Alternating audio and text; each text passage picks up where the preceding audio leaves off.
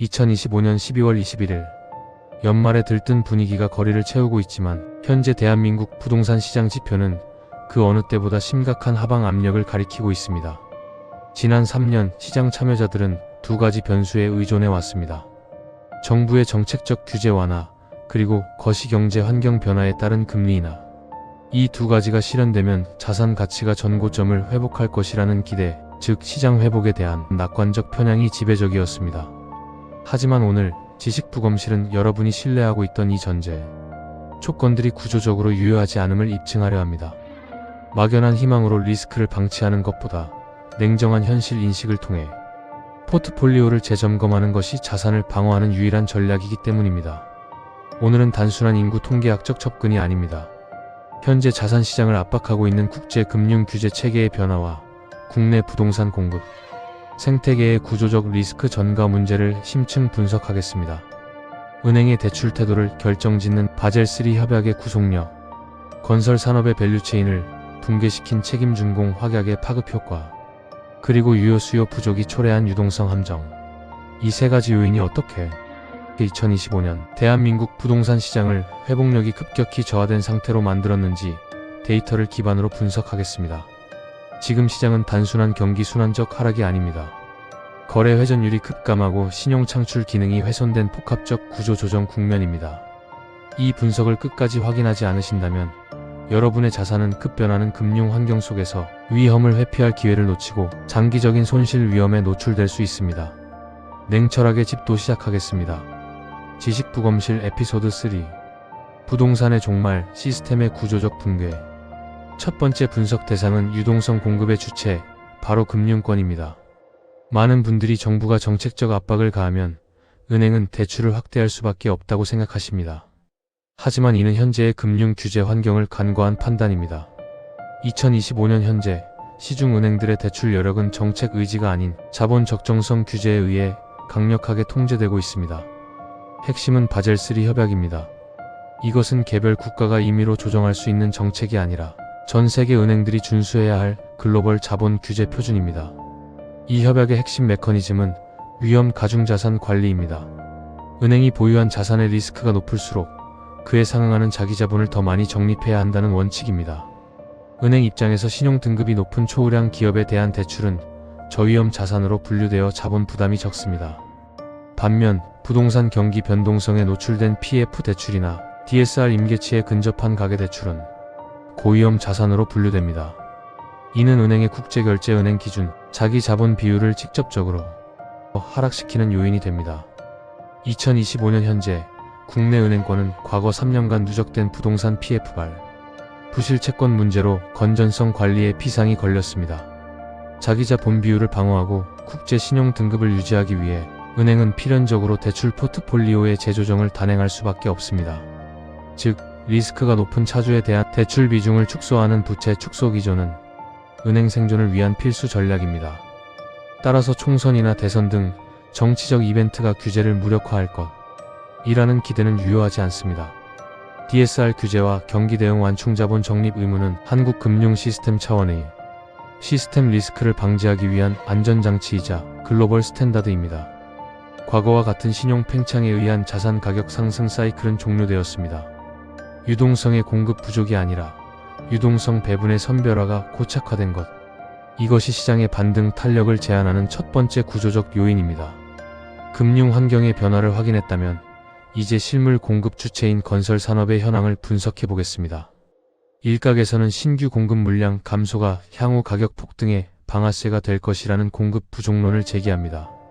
경제학 원론상 공급 부족은 가격 상승 요인이 맞습니다.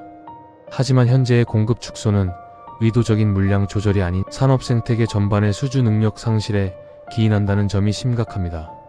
가장 큰 문제는 시공사의 과도한 리스크를 지우는 책임 준공 확약 구조입니다. 국내 부동산 PF 구조상 금융기관은 대출의 담보로 시공사의 신용 보강을 요구합니다.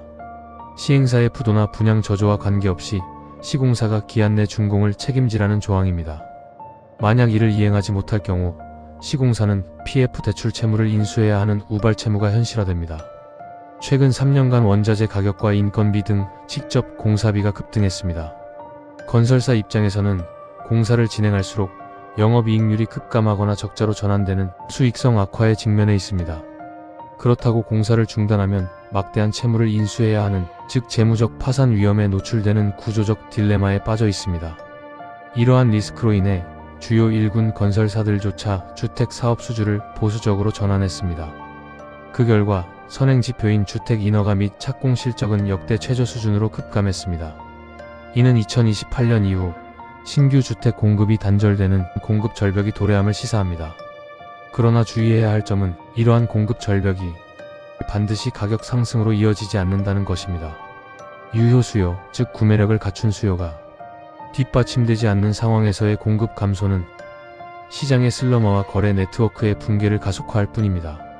신축 프리미엄이 형성되는 것이 아니라 주거 환경 악화와 함께 시장 규모 자체가 축소되는 현상이 나타나고 있습니다.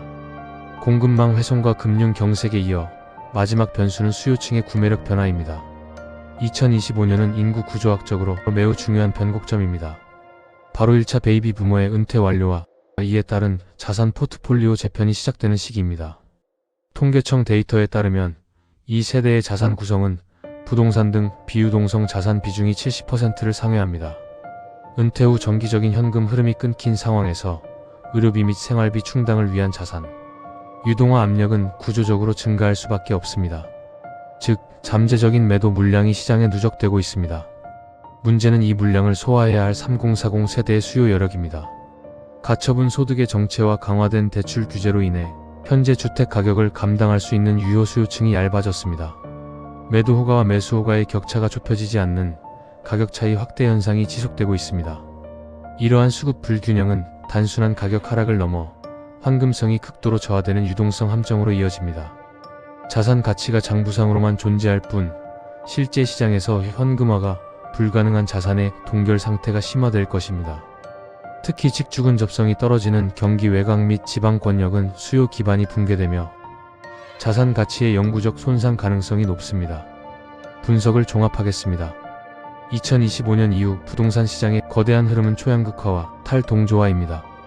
과거처럼 모든 지역이 동반 상승하거나 하락하는 현상은 기대하기 어렵습니다. 정부의 정책 역시 시스템 리스크 방지 차원에서 서울 핵심 권역과 주요 거점, 도시 위주로 유동성을 지원할 가능성이 큽니다. 반면 기초 체력이 약한 지역은 시장 논리에 따른 구조 조정이 불가피합니다. 이러한 국면에서 개인 투자자는 어떤 태도를 취해야 할까요? 첫째, 부채 축소입니다.